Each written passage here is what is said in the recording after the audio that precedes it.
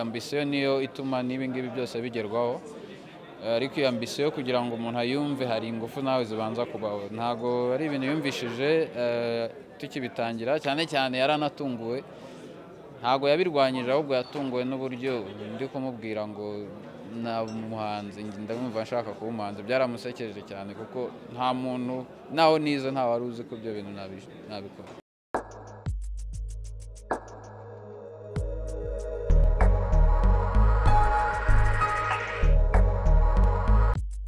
Yeah, let's start. So for this category, the first one is Song of the Year. Song of the Year. They got today memory Song of the Year. Song of the Year. Ini ibu Yunaka. Itara by Davis D. Itara Davis D. Davis D. Do we have Davis D? Davis D. Siapa ni Davis D? Atabatsi zikwe. Atinze away. Atinze say my name.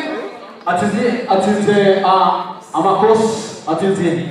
Hey, kame atinze. Yalla shumuleta bimame wambe zozose muzera atanyanazo. Davis D. It's for you, my brother. Kana shakubiri chivuga. Ni wanga ndabutike kata mama gari papa. Davis D is your time, my brother. Mufati photo. You can take a photo. That's good. All right.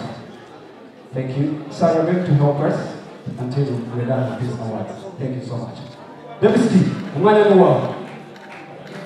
Yes, amakuru. Stand there for you. Iyi ndirimbo nakoze mbabaye cyane.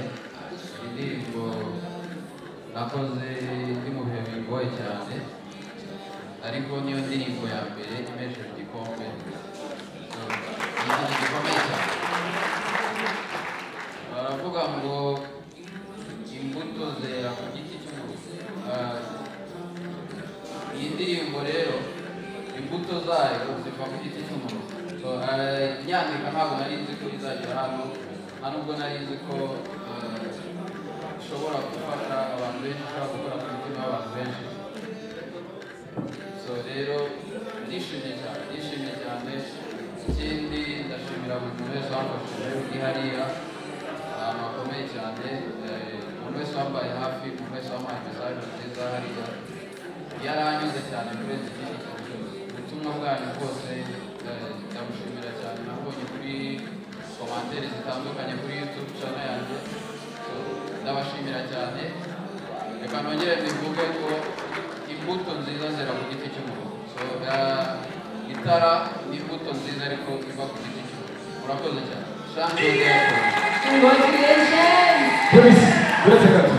Wamori kuhamagara dati kuna muone karibu the best manager number 2. Baba dada zee na wafati photo. Papa Davis. Murakoze kuziza tukamuhamagara papa wanjye.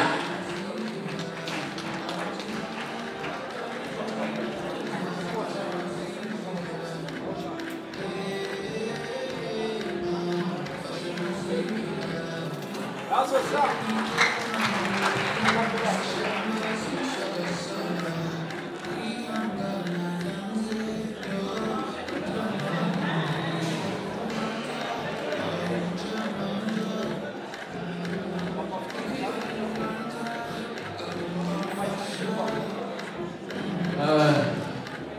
Reka ugato. Najya mbasabe turirimba indirimbo gatoya. Ndarahiye niba kimpama mbamuye niba ndumwerene nkasherekeri sende munzosi cyangwa impamo me no regret for what I see nakatiwe without a see. Murakoze cyane. Davis D, Papa one word. Somebody. Murakoze. Muraho neza. Imana y'umugisha Kasimbi event.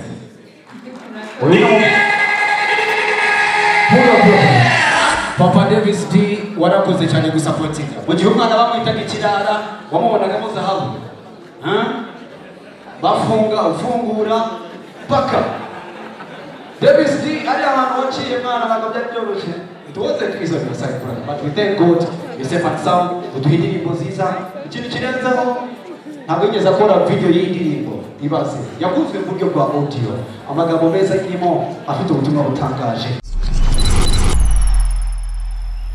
turi kumwe n'umujene bita Davis D numwe mu bahembwe igihembo cya Best Song of the Year ni indirimbo yitwa gute ni indirimbo yitwa Itara ni indirimbo yanjye mwese murayizi Davis ino ndirimbo yiririmba wari witeguye ko ari indirimbo ishobora kuzatwara award ntago nari mbyiteguye nta nubwo nari ninzi kizahitinga ariko mpamya ko iri mu ndirimbo zanjye zabaye successful kurenza izindi ndirimbo zose nakoze indirimbo yafashije abantu benshi ni indirimbo yakoze ku mitima y'abantu cyane so ni indirimbo yahinduye ubuzima bwa benshi cyangwa yafashije imitima ya benshi so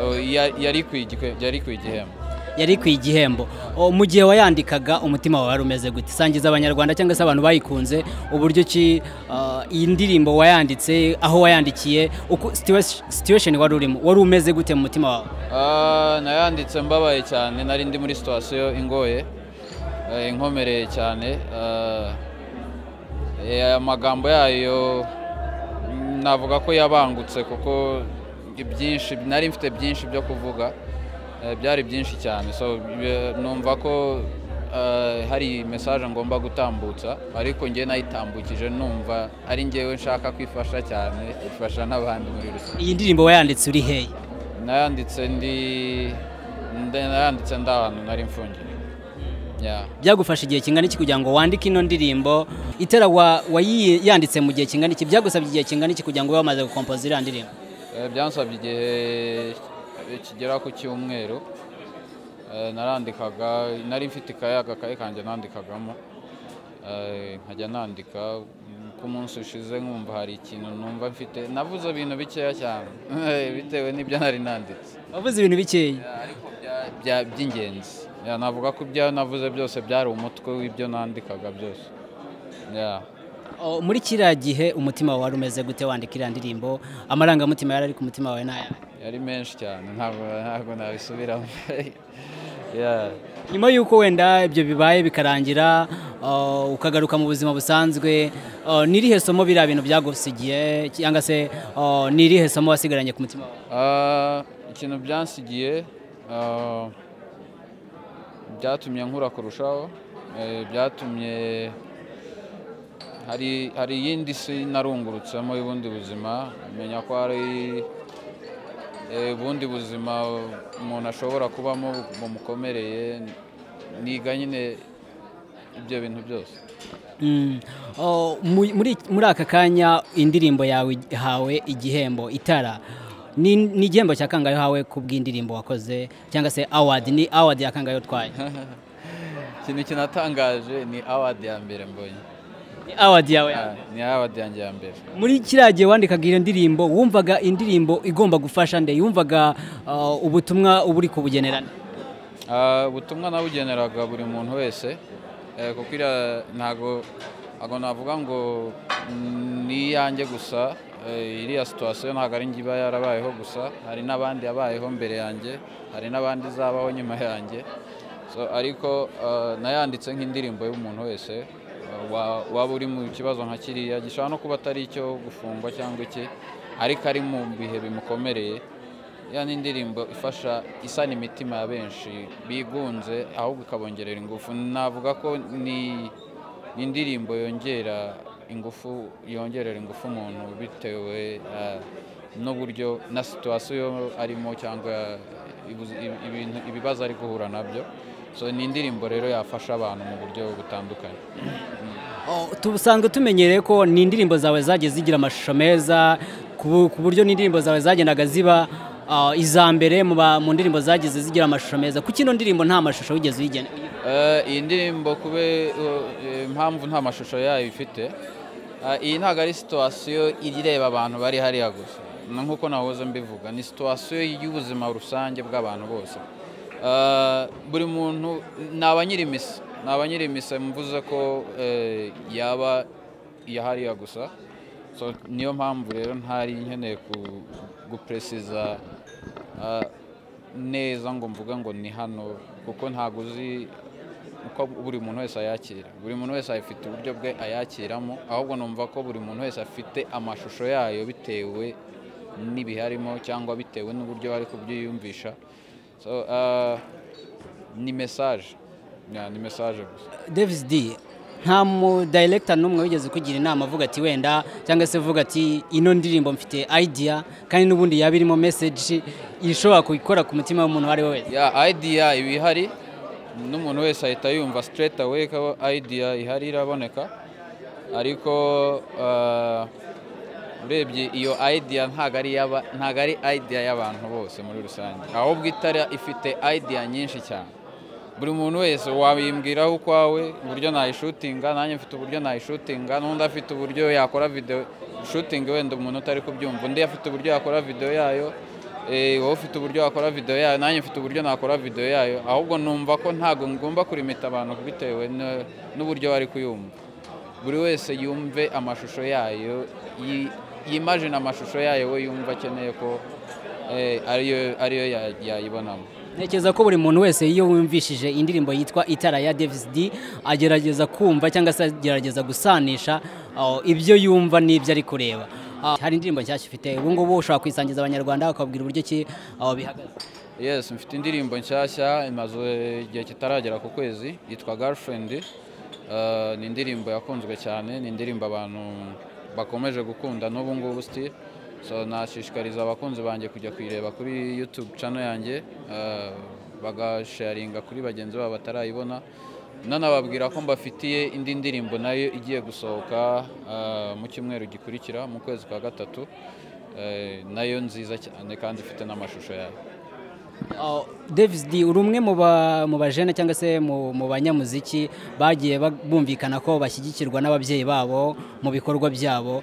N'uyu munsi mu gihe wari waje gufata igihembo cya best song of the year, papa wawe muri kumwe. Papa wawe ni gute yabashije kwiyumvamo ko ugomba kujya mu muziki kandi akabyakira? Yabyakiriye gute? Yabyakiriye, ntabwo yabanje kubyakira of course nk'umubyeyi uwo ari we wese, kuko aba atazi icyo ugiye gukoramo, cyane cyane ko ari n'ibintu utangira bitari ku rwego rwo kuvuga ngo bigiye kuba business, bigiye kuba umwuga. Bitangira nyine uri gukina nabyo, ariko ufite ambisiyo niyo ituma n'ibi ngibi byose bigerwaho. Ariko iyo ambisiyo kugira ngo umuntu ayumve hari ingufu nawe zibanza kubaho, ntago ari ibintu yumvishije tukibitangira. Cyane cyane yaranatunguwe, ntago yabirwanyije, ahubwo yatunguwe n'uburyo ndi kumubwira ngo na umuhanzi ndamwumva nshaka kuba umuhanzi. Byaramusekeje cyane kuko nta muntu naho nize nta wari uzi ko ibyo bintu nabikora. Ubu bigiye mu ndirimbo ya mbere yawe yakoze Umuti n'Ibiryo? Yes. Niyo ndirimbo ya mbere yari yawe? Ntago ariyo ndirimbo ya mbere. Biryo wakoze nk'indirimbo zingahe mbere ya Biryo? Biryo ni indirimbo ya gatandatu. Indirimbo ya gatandatu, ariko izindi za mbere ntago zabashije kumenyekana. Imbaraga ki ushobora guhereza umu artist ukiri hasi utekereza ko ashobora gukora indirimbo ya mbere, ya kabiri, ya gatatu, ya kane, ya gatanu, ku ya gatandatu wenda bigashobora gukunda? Ntagacika intege, kuko nta nubwo iyo ugiye gukora indirimbo ihindura ubuzima bwawe nta nubwo ubimenya. Gusa hari ikintu, hari spirit uba ufite yo kuvuga, hari energy iri muri wowe iri kugupushinga cyane kugira ikintu ukora, ariko mu by'ukuri ntago ubuzi ntago nanjye nari mbizi, sinari nzi ntago ubuzi aho biri bugarukire, ntago ubuzi icyo biri buguhindureho, ahubwo wowe ingufu uba ufite gusa nizo zituma icyo kintu kigeraho no kudacika intege. Ubyumva gute gufatanya n'abandi ba artiste? Ubyumva gute kumva ko umuhanzi umwe adashobora kwigira, ashobora gufatanya n'abandi? Ubyumva ute kuri wowe? Umuhanzi umwe ntago yigira, of course, cyane cyane ko nta nubwo ari byiza kujya muri studio utari kumwe n'abamizisiye bagenzi bawe n'abahanzi bagenzi bawe. Ushobora kukungura akantu keza mu ndirimbo kagufasha. Ngewe indirimbo nyinshi ndayandika nkayiririmba, ariko burya ntabwo igirangira hatagize undi muhanzi nawe ushyiramo ide ushobora kuyishyiramo yicaye inyuma yanjye nkahita numva avuze nk'akantu nkabwira ati ako kantu bivuze ni sawa kambwire noneho ngashyiremo so ni ukuvuga ntabwo nyine ntabwo waba uri gukora umuziki udasharinga ibitekerezo na bagenzi bawe so gukorana n'abahanzi bagenzi banjye ndabishyigikira cyane ikindi no gukorana amakorabozi bivuye n'ibyo yaba yagufashije biri behind muri studio so hari nuko wenda mushobora no gukorana indirimbo ikajya hanze cyane cyane nk'indirimbo igiye gusohoka nayifatanyije n'umwartiste mushyashya ariko ufite vibe nziza ufite akazoza k'umuziki keza so numva ko ngewe nkunda umuziki mbere yo kureba uwo uriwe mbere yo kureba izina ryawe mbanza kureba icyo unzaniye icyo ari cyo so icyo unzaniye nicyo ngewe nk'agaciro kuko nicyo cyongera Davis Davis D ntago tuzi collabo zawe nyinshi cyane kubera iki hatariho collabo nyinshi cyane nuko nta muntu wigeze kwegera gusabe collabo nuko ntawe wigeze wegera ngo umusabe collabo ese kubera iki ntabwo nta wanyegereye barahari banyegereye mpamya ko ubu ngubu ahubwo mfite amakorabozi menshi atarajya hanze n'abandi bahanzi ariko wenda haba hariho kondisiyo zanjye maybe mbanza arizo zigorana kugira ngo mbe nakorana n'umuhanzi mugenzi wanjye ariko ngewe ndi open ku muhanzi wese ufite tara ufite akazoza wanakora ibintu biri kuri standard nziza ikenewe n'abanyarwanda kano kanya ndi tayari gukorana nawe abafana bawe urababwira iki muri aka kanya abafana banjye icyo nababwira ibikorwa ni byinshi nababwira ko mbafitiye konseri yanjye ubu ngubu ubuzima bwasubiye ku murongo turashima Imana ibitaramo biri kubaho so nababwira ko mbafitiye konseri muri sama ubwo mubatabyumva ni mu mpeshyi mbafitiye konseri nini mbafitiye launch album yanjye igitaramo kinini cya kindi nahoze mbivuga inshuro nyinshi iyi myaka ibiri yose ishize navugaga kuri album yanjye so nababwira rero ko igihe cyayo ari iki ngiki cyageze so banyitegure bitegura udushya tuzaba turimo bitegura abahanzi bazaba barimo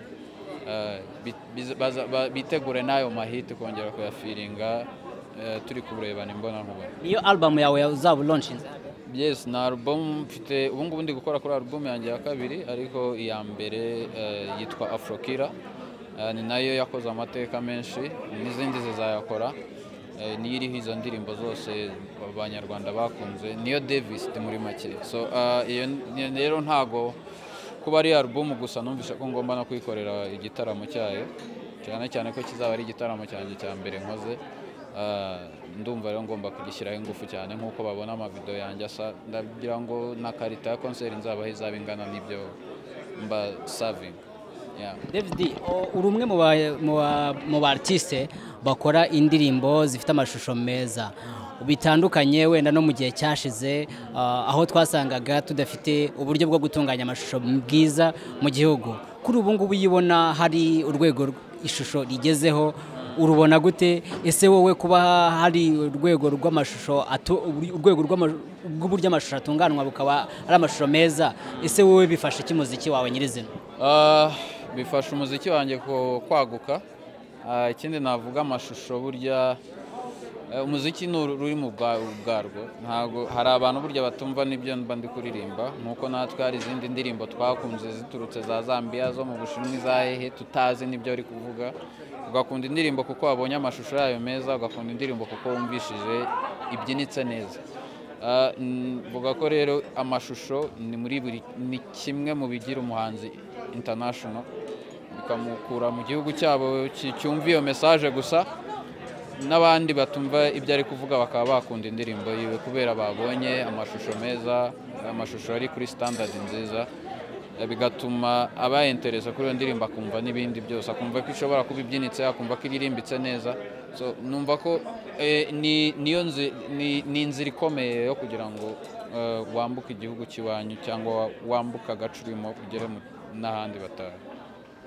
Yes, nicyo ubwira aba director bakora ama video nicyo ubwira abantu batunganya amashusho uyu munsi cyangwa se niki kiri ku mutima wawe ushaka kuvuga icyo nababwira aba director cyane ni abantu badufasha akazi katoroshye ni wa muntu urema ishusho yawe yindi nyine iyo ishusho ituma umuntu aza muri concert akishyura kuza kukureba aguhindurira ubuzima agukura muri ya sura y'umuntu usanzwe akakugira nk'umutako muri make. So navuga ko rero badufasha akazi gakomeye cyane. Ngewe kuri nge nubaha baba director cyane kuko nabo urugero rwiza rw'abantu mu director yahinduriye ubuzima. So byakoze Davis udasanzwe. So navuga ko rero bagomeza bashyiremo ingufu cyane kandi ibintu byacu bimaze kugera kuri standard nziza. Ndabashimira cyane ku bw'akazi kabo kabisa. Davis, dusoza abafana bawe ubateganyirije iki? Wari umaze kutubwira ko uteganya ufite album nshyashya ushaka kulaunchinga, ufite indirimbo nshyashya ugiye gusohora. Abafana bawe n'iki kiri ku mutima none babwira nyinizina bakunze ibihangano byawe na n'uyu munsi bakigukunze bakigushyigikiye? Icyo nababwira ko shine by there for you ndahari cyane. Nababwira ko ibikorwa ni byinshi kandi ntibiteze no gushira. So icyo nababwira iki nicyo gihe ahubwo ngeza cyo kubaha byinshi birenze kuko navuga ko ibyabanze ni nko gutangira. Byabanje byari gusogongera. Ubu ngubu ibyiza biri imbere. Davis D, reka tugushimire muri aka kanya.